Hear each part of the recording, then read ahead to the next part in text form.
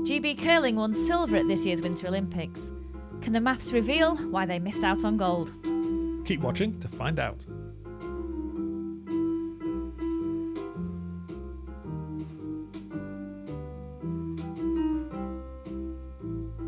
Welcome to the Corridor of Uncertainty, the podcast at the intersection of maths and sport.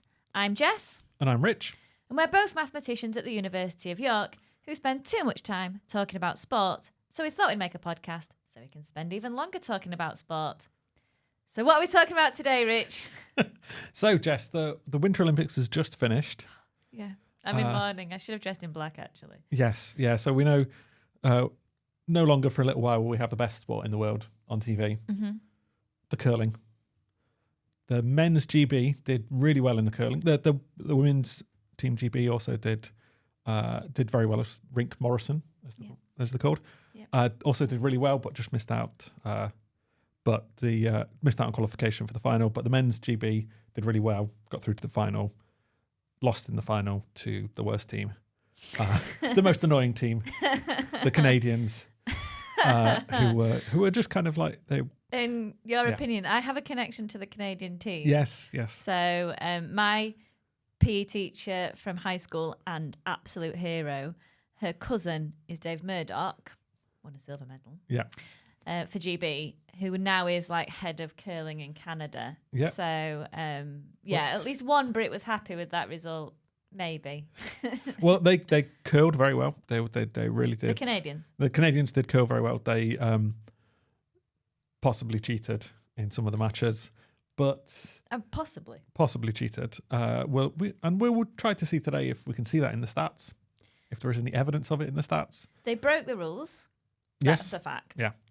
Did they get an advantage? We'll find out today. Yes. Well, so they broke the rules and then denied breaking the rules, and then came back to say, actually, that guy's something for calling me out and breaking the rules, which was didn't cover themselves in glory in that respect, but. It was. How much did you read around this story? Because I can sort of feel like for the curling purist like yourself, Rich, that this felt a bit like noise and that's not important. But I got fully into it. Well, it was very. I think one of the things that's always annoys me when a team acts in a certain way, or in a way that's not very sporting or nice or whatever, and then wins. There's always this kind of like post hoc rationalization of that's how you need to be a winner. You need to be like this, but like I don't think you do. No, I don't think. And to me, like when we did the previous curling episode, another classic. Yeah, do watch it. Like we said, we're getting ready for that. We were thinking about the rules of curling, and I went and looked at the rules of curling, and I said, the first page of it is basically like you shouldn't need the rules of curling. You shouldn't need referees. It's a friendly sport, and you do see that when you watch it. You don't tend to see referees on the ice. You do see. Annoying for you, we'll learn later on, them kicking away stones even before they finish because they're like, you've got the point, and shaking and all this type of thing. So it really, for me, like you said, the way they acted went against the spirit of curling. Yeah. And also, that's why I say I got fully into it and started looking around and reading the stories. Like the people of that's not how Canada's not like that. That their national identity. Yeah. In general. So they were like, not only have you brought the game of curling down, you've brought like the country of Canada down, but then I'm sure that they quickly got over it when they won the gold medal. Returning with the gold medal, they probably did wonders for their image. But so I thought we'd look today at starting with the final to kind of see what could Team G have done differently. Is there something in the numbers we can spot that shows why Canada won, why GB lost? Is there something we can draw from that to understand curling a bit more? If you've not seen curling before, or if you have a look at our previous video on curling, as Jess referenced, we explain kind of how curling works, how scoring works in curling, talk a lot about the accuracy in that, which is something we're going to talk about today. Cover it again briefly in a moment, but it's kind of one of the main stats that people use to analyse curling. We explain in that video how curling matches are scored, so you can kind of understand where this score comes from. If we're going to look at the final of the curling, this is what the results were. So you can see they played 10 ends. Canada started with the last stone at the first end, LSFE. So that means they sent the last stone down. They took 1 point, we can kind of see from the pattern of the points that last stone flipped between the two teams. Right, so like we said, let's do a quick recap. So the point is, super quick, we're trying to get, they're taking it in turns to throw stones down. There's 4 people on a team, throwing 2 stones, taking it in turns, want to get as close to the middle of the target, which is known as the house, as possible. And it's a bit like Bulls, so whichever team is closest, if there's anybody in the house, scores a point. And then you keep going outwards. Yeah. If you get in the same team, you'll score more than 1 point until either we leave the house or we hit a different colour. Yeah. Yeah. And so having the last stone, being the last person to throw down, is massively advantageous. Yep. Because you would think you'd always be able, and it's not true, but you'd think you'd always be able to kind of just draw in and put it in the middle and get a point, 1 point at least, if you've got 1 stone at the end. So you can see that little asterisk says that Canada had the last stone first end. Maybe we'll talk about how that's decided. And then they did score that 1 point. And like you say, we can see it going kind of back and forth. Oh, yeah, and that's the thing to say. If you've got the last stone in an end, that's like a round, everybody having a go at throwing the stones, and you score, it goes to the other team. Yeah. So that's why in the second end, GB would have had the last stone, and they actually scored 2 that time. Yeah, so that's exactly right. So you can see it kind of flipped between the two. That there's a 0, the 0 alternates, and that is in this case because the last stone flipped between the two. The only difference is on the very last end.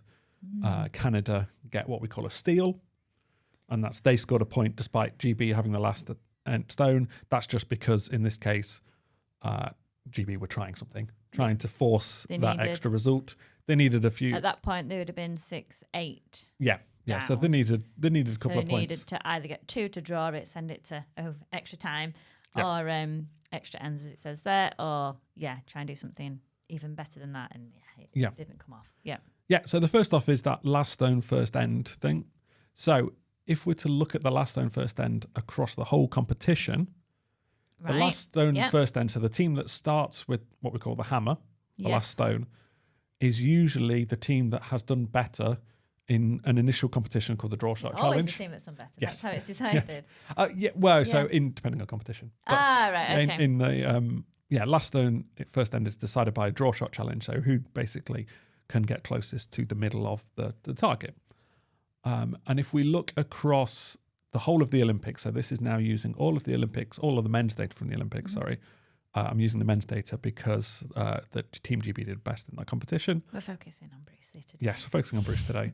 So if we look across the competition, we see that last stone first end does decide the winning team quite a lot. So a lot of the time, you can see on this heat map along the diagonal, we have some teams getting a lot of their wins when they have the last stone on at the diagonal, first end. Right, yeah. So this is the very first end. So let me have a look at GB.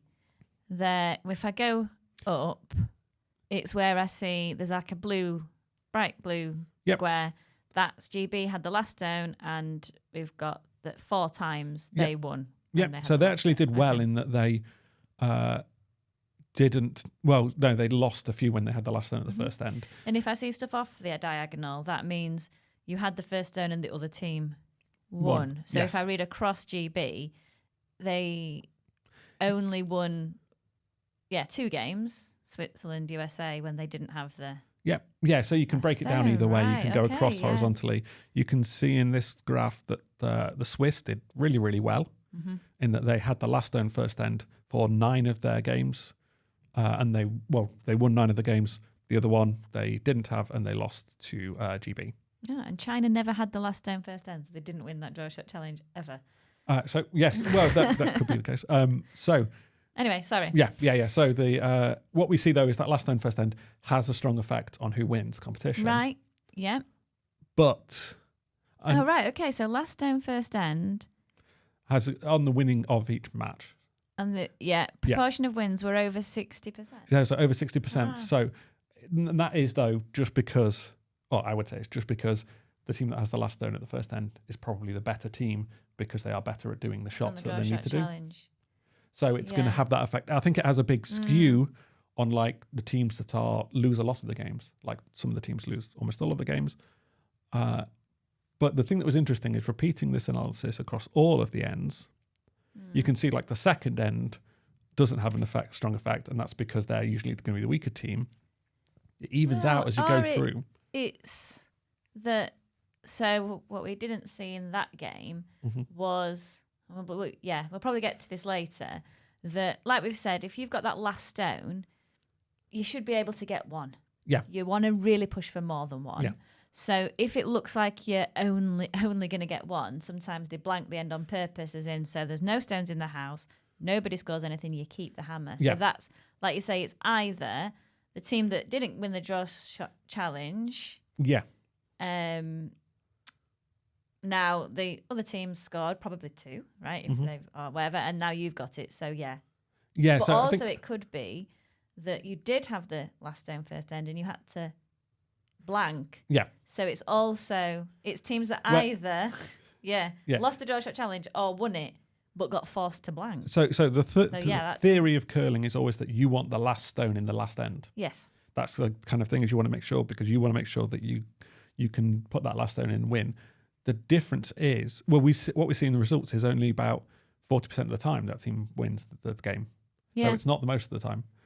But sometimes it's because part of that is because the game's already gone. Yeah, for some of the times. So this is the proportion of games that reach the 10th end as well, I should say. Yes, yeah. But yeah, sometimes the game is out of reach, like we saw in GB's game. They had the last stone. Not technically not out of reach, but it's a tough one. It's going to be a big shot to have to win. They did have the last stone, but they had a lot to do. In the few games that went to the 11th end, went to an extra end, the last stone always wins. That's just the way wins. So 100% of the time they'd won because... Wow. It's only, I think, 4 games across the Olympics, and that's just because people play very conservative just to get to get that last stone to win. It's often like we saw there. It's like you've done really well to kind of force that extra end, so you've won some points, but then it does mean that the other team's going to have the hammer. Yeah. So the interesting thing I think in this result is that we see a bit of a mixed result, but then at the 6th end is the next most important end to have the hammer. So that's quite early from the end, quite a long way, there's a few ends to go. But it's kind of... It's probably a sign that you're in control of the game. Yeah, I think it is when... So I watched a little bit of curling over the course of the Olympics, and there's the half-time is after 5 ends, which is an odd number, so actually one team's had more goes to that. Yeah. So they're having this break. And it really is it is like the turning point of the match because if you're working back, like I say, that's what all this is. I think what you're seeing at the end, it's working backwards. You say, yes, you want to have the last stone in the final end, but actually, can you put it to bed before then? So you're kind of working backwards thinking we need even ends then. You want the stone in even ends. So generally you want it in even ends. So that's... But that's... Because we think it might go back and forth. Hopefully I've made them score 1. And even if they match what I get, if I've got it in the even end, it's me on the last cut. So...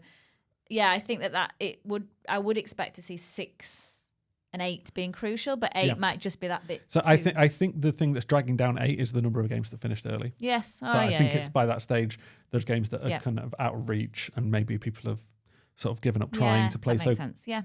Play to force the game as much by that stage. So there's still most games are still going at 8 ends, I should say. Mm-hmm. You can see the difference at 9 and 10.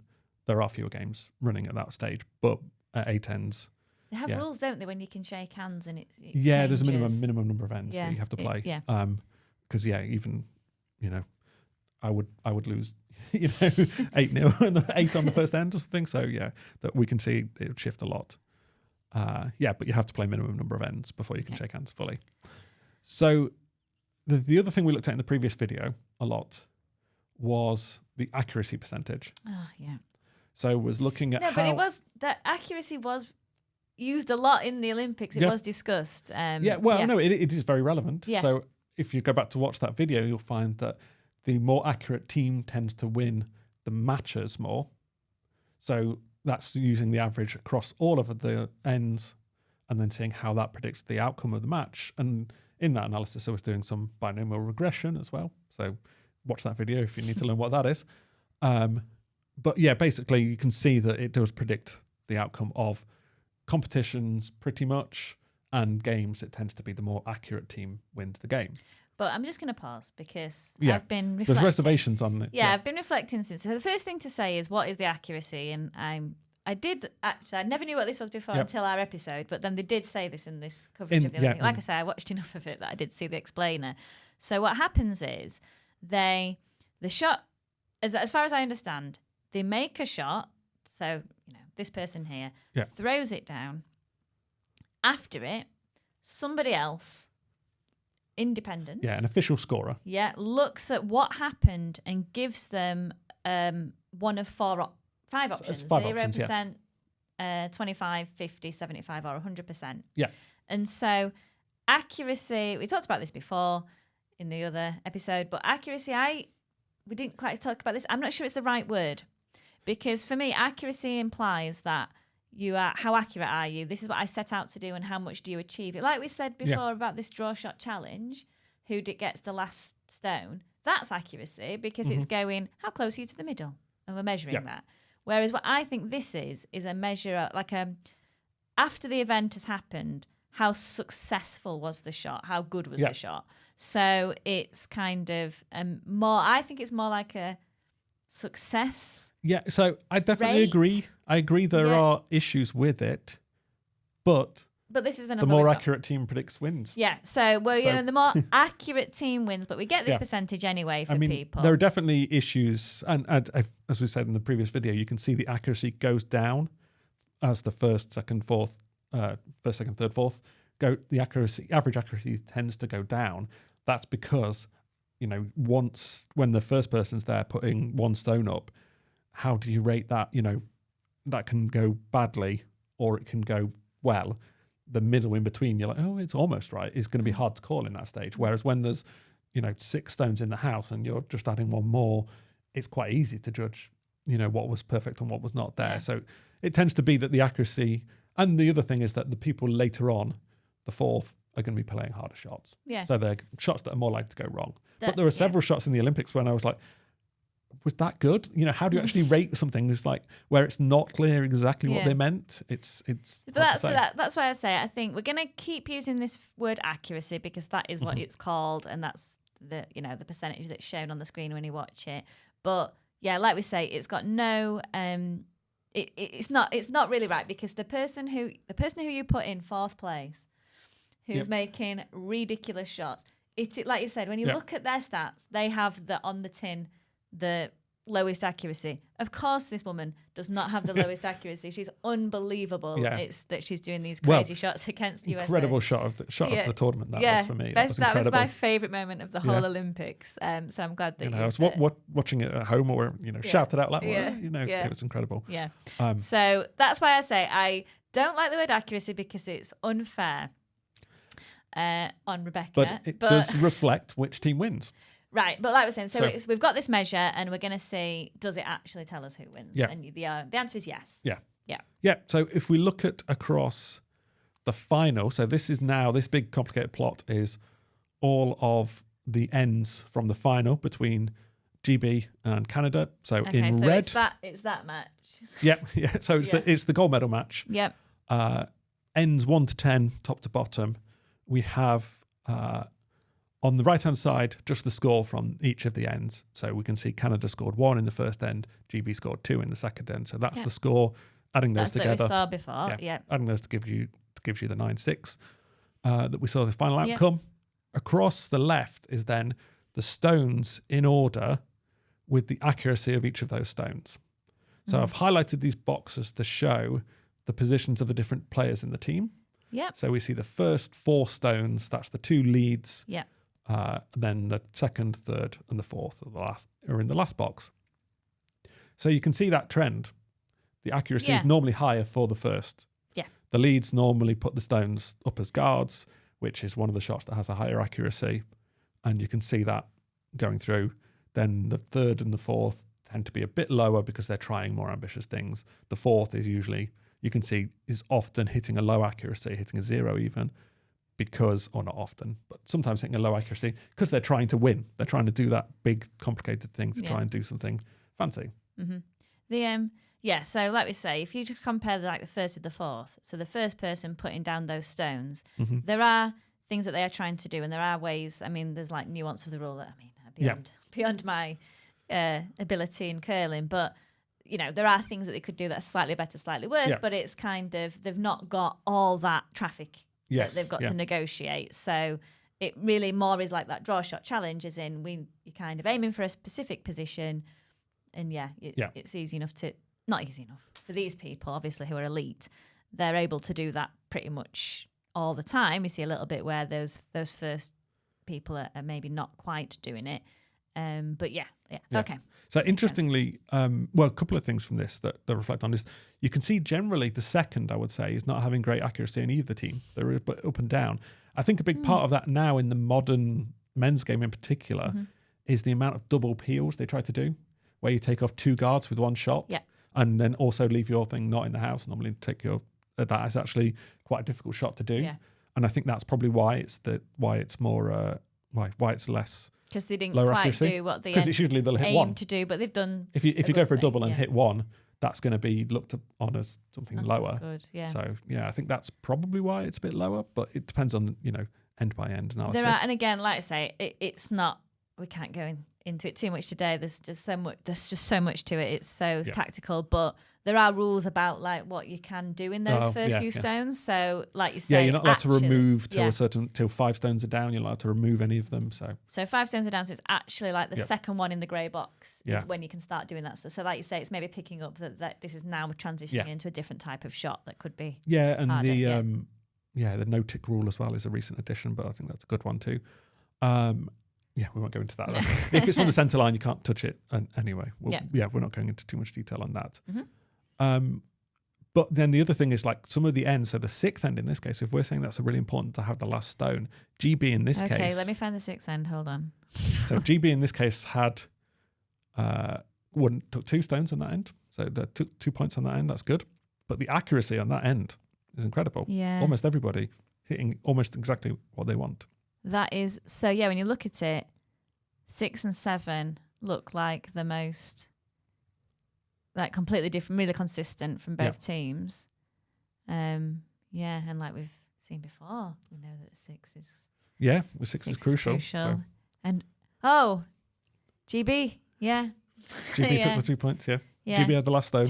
Took 2 points. Wow. So they did well there. Oh man, right. Yeah. So if you'd done this analysis before, you'd have been like, "This is it. It's happening." Yeah. Well, there was. It did feel felt like that in the match. In the match, it felt like a bit of momentum at that point. Yeah. There was though, the big killer was the 9th end. Yeah. And Lammy missed a couple of shots, but. So which one's Lammy? Second.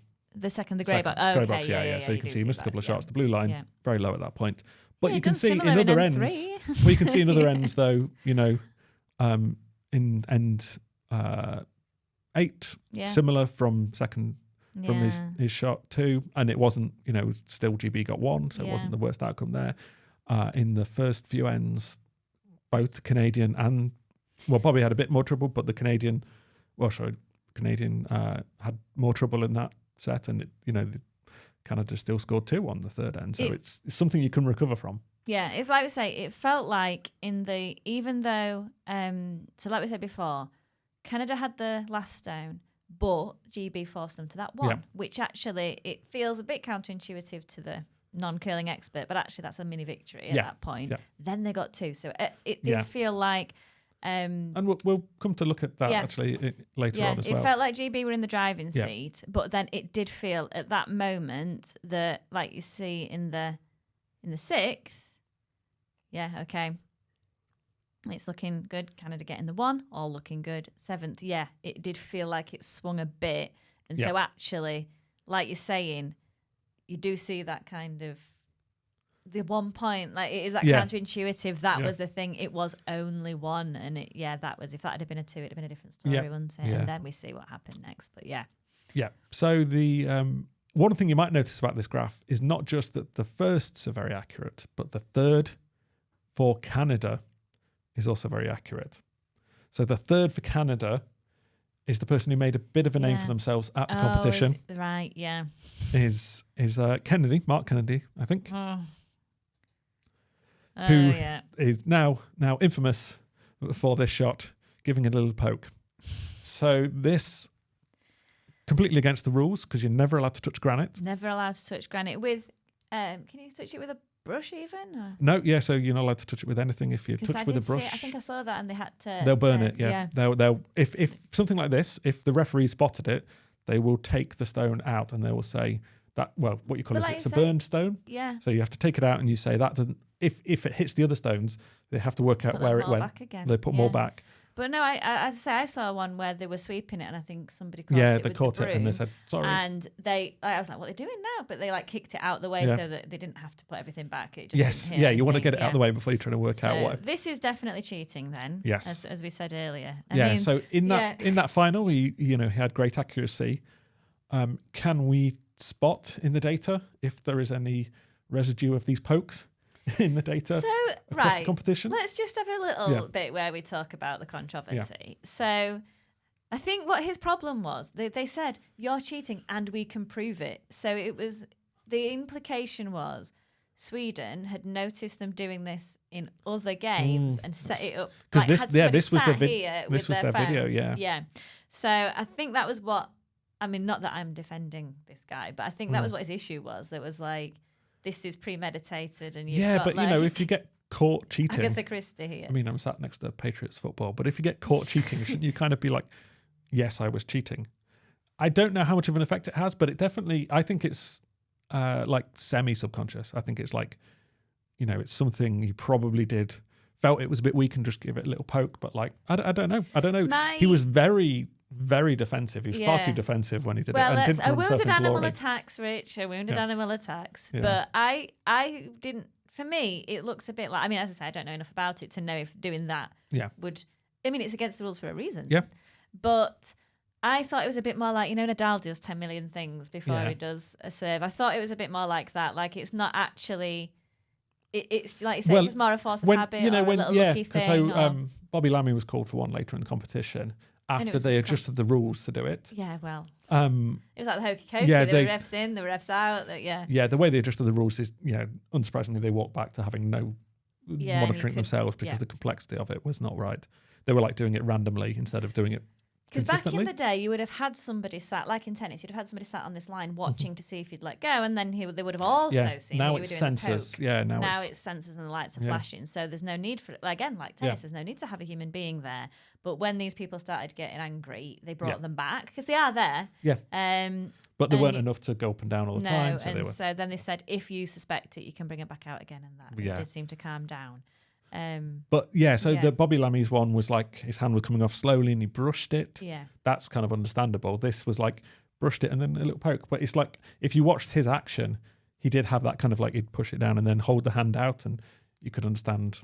Yeah. Yeah, it felt to me a bit like when someone kisses the ball before they take a penalty. Like it was, do you know what I mean? It's not like actually going to make a difference to the penalty, but it's like you kind of going, off you go, little one. I don't know. As I say, I'm not defending him. It is cheating. And I would say the main thing was his reaction was not right to it. So are we going to look at then? So I'm saying I don't think it. From my eyes, that it would have made a difference. Yeah. Have you? So we looked. So I took the data from the competition. Took his average accuracy from each of the games. Okay. And if you look at Kennedy, this, so Kennedy on the left-hand side, these are his accuracy. These are his games sorted by the competition through progress through the competition. So it was the Sweden game when he was accused. So that's number very 3. High accuracy. That next game. Hold on. What, this guy plays number 3? Yeah, so he's the 3rd. Yeah. So as we've seen before, the accuracy is normally lower for these people. And what's going on in game 2? We'll have a look at that in a moment. Yeah, so these are box plots. So, most of the ones are very accurate in this case. Then when it's a thin line, most of them are accurate. And then there's 1 or 2 that are outliers, basically. Yeah. That's what the dots are. So the dots are the outliers. But then when the box is small or like just the line, that means most of them were very, very good. Tends to be, it's to do partly with game plan in that, if you're throwing a lot of takeouts, they tend to be more accurate than draws.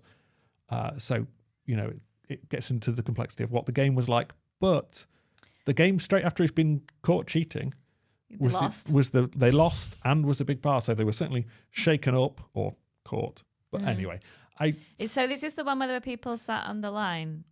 No. So this was when he would have been under pressure. There weren't necessarily people sat on the line watching everyone. But you can see, the game after that, presumably they were still looking out for it. And he was very good again. And he did do a similar his overall accuracy in that game is lower. Look, it's down. Yeah. It definitely shook him up. That's his lowest one. Yeah.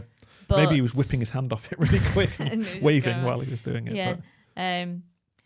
But the GB and the Italy game. Yeah. He's got a similar spread. Yeah, similar spread. But the actual accuracy overall is higher. Yeah, his average accuracy was very, very high, above 90. So if we're going before and after game 3,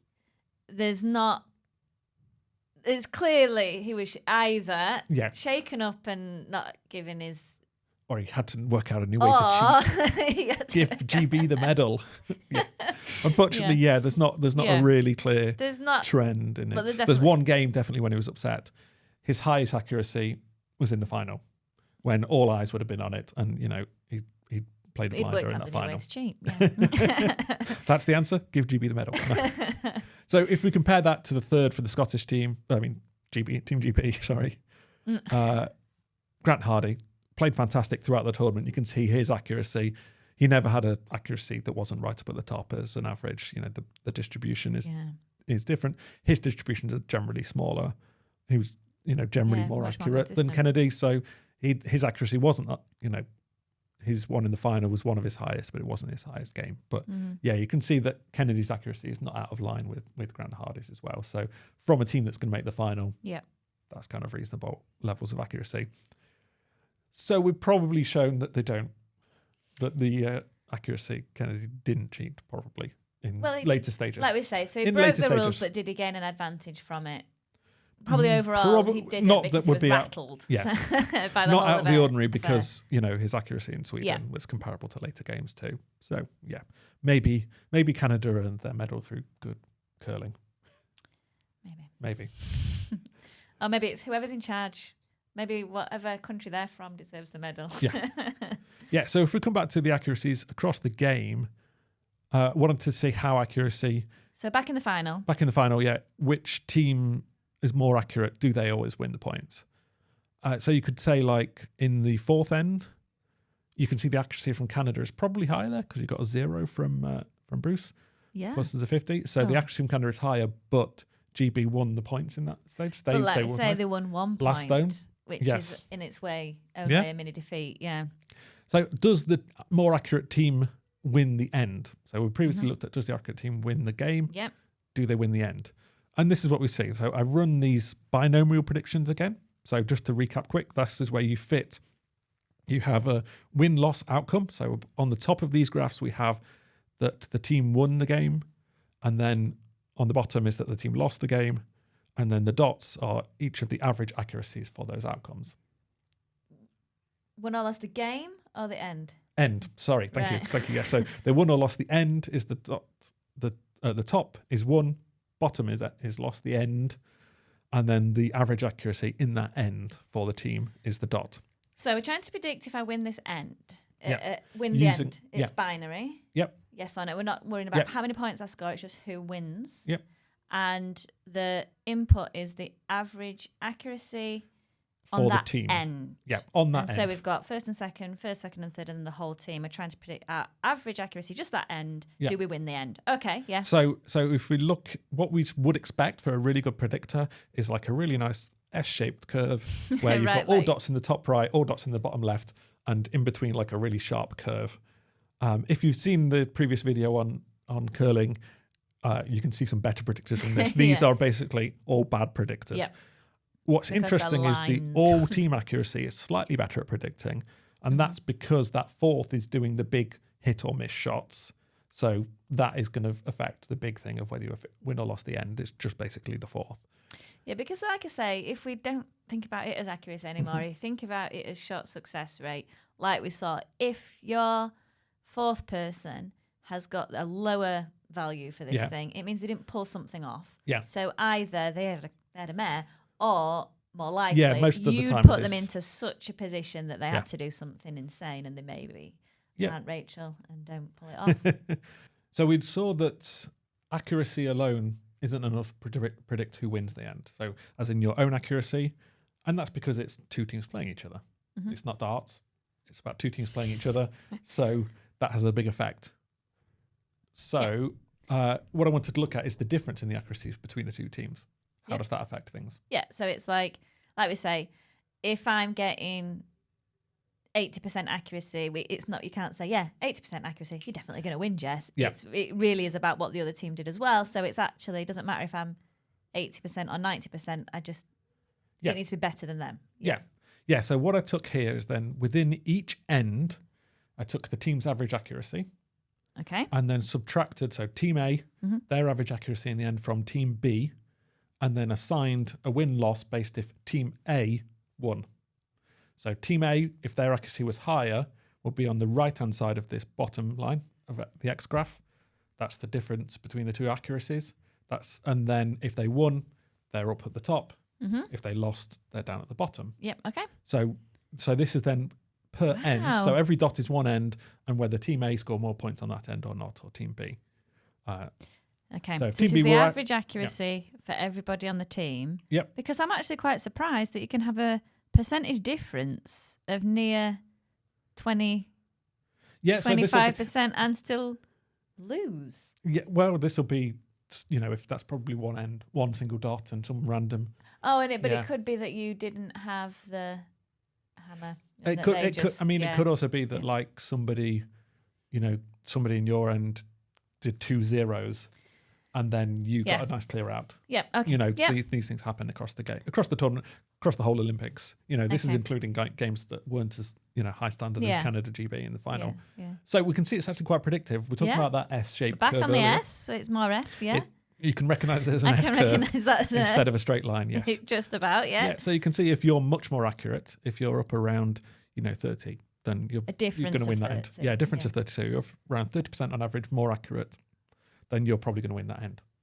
Well, actually, there's something in this, isn't there? Because of the way that this is calculated, it is actually in steps of 25. Yeah. So actually, this is saying that you're like getting, on average, a clear category higher than the other team. Yeah, right? yeah, that's a good point. Yeah, that's definitely interesting. So again, though, this picks up that issue about the fourths. So if we exclude the fourths, so exclude all of those last 4 stones, so both teams' fourths, you can see it's still quite predictive, but it's not as predictive anymore. It's not got that big range because there's not all these zeros coming in. So you can see it's slightly smoother slope. The thing that's interesting as well, though, is this percentage difference in accuracy is quite well correlated with the score difference from the end. As in, the score difference as in one team is going to score nothing at every end, but how often does the other team score more? So what I said before was, it doesn't matter how many points they get, it's just whether or not they get points. Now this is we're now looking at that difference and then seeing how that's correlated with, do I score 1 or 2 or 3? Right, okay. So you can see along actually the 0 line there, that 0 score difference means that both teams, it was blank. It was blank. So you can see quite a big range in percentage differences there. As you said, like one category up or down across the average, 25%, and you're still blanking the ends. That's because it's so much to do with the tactics. You want to blank an end maybe just to keep the hammer to an even end. So that all important end 6. You can see it correlates quite well. It's slightly skewed, so from what you might think, and that's because of the number of dots. There's lots of dots on top of each other there, so that regression line doesn't quite fit with the cloud. The correlation is around 0.35 using Spearman's row, so it's not a super strong correlation. But it is there. So there is a correlation that if you're the more accurate team, you are going to score more on points. that end. Yeah. Which, again, kind of makes sense as well. Yep. Yeah. So if we're to look back at the results we saw from the final, though, you can see kind of who won the ends. And maybe that 9th end was the consequential one.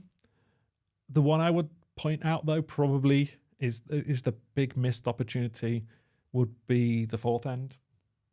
Okay. So 4th end, you can see everybody's hitting their shots. It's 100% accuracy all the way. Then Bruce Moat steps up with his first stone at that end, gets a 0. So he tries a ambitious shot, tried to do a raise, ended up, you can see from the shot of the end, so this is the results we get at the end of after each shot. This is how you can analyse them. So what was he trying to do? What's a raise? So he's trying to raise one of the guards into the house normally. Oh, so like not one of the red ones into the house? you can see, so the red Yeah. one in the middle at the back there, Yeah. that's his stone, basically. Yeah, it yeah, didn't yeah, stay. okay.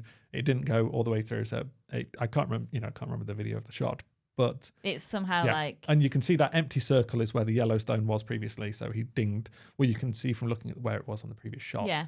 That empty circle is where that yellow shot moved to. Yeah. So he hit that one, missing a big chance to possibly take out both of those stones. Yeah.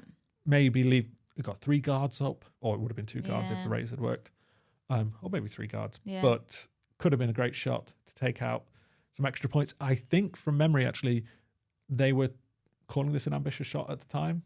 Bruce was like, "Oh yeah, just go for it." Yeah. Didn't work But out, yeah. and they took the 1.